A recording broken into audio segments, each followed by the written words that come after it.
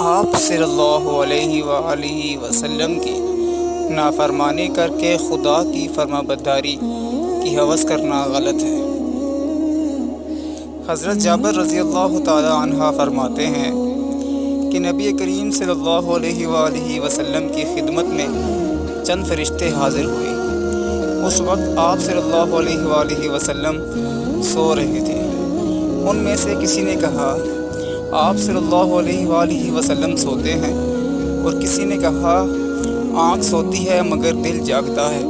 پھر کہنے لگے، تمہارے اس بزرگ ہستی صلی اللہ علیہ وآلہ وسلم کے لیے ایک مثال ہے، اس مثال کو بیان کرو۔ اس پر کسی نے کہا، وہ سوتے ہیں، اور کسی نے کہا، آنکھ سوتی ہے مگر دل جاگتا ہے۔ پھر وہ کہنے لگے، ان کی مثال ایسی ہے جیسے ایک شخص نے مکان بنایا اور اس میں دعوت کا انتظام کیا، پھر ایک بلانے والے کو بھیجا۔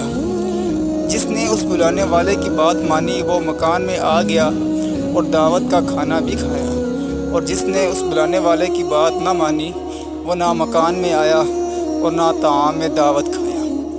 پھر انہوں نے کہا، اس مثال کی توضیح بھی کرو تاکہ آپ صلی اللہ علیہ وآلہ وسلم اس کو صاف صاف سمجھ لیں۔ تو بعض نے کہا، یہ سوتے ہیں، اور بعض نے کہا، آنکھ سوتی ہے مگر دل بیدار ہے۔ پھر کہنے لگے، وہ مکان جنت ہے، اور بلانے والے حضرت محمد صلی اللہ علیہ وآلہ وسلم ہیں۔ جس نے محمد صلی اللہ علیہ وآلہ وسلم کی اطاعت کی اس نے خدا کی اطاعت کی، اور جس نے محمد صلی اللہ علیہ وآلہ وسلم کی نافرمانی کی اس نے خدائے عز و جلال کی نافرمانی کی۔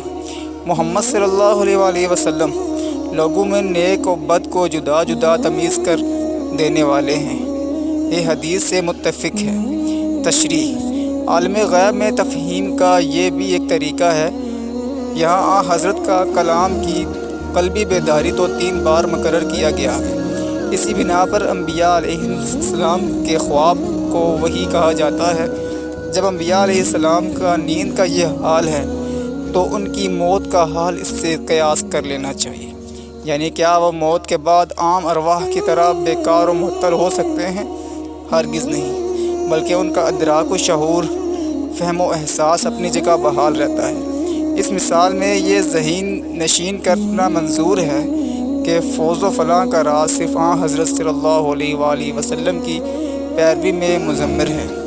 نیز یہ تنبیہ کرنا بھی مقصود ہے کہ آپ صلی اللہ علیہ وآلہ وسلم کی نافرمانی کر کے خدا کی فرما برداری کی ہوس کرنا غلط ہے۔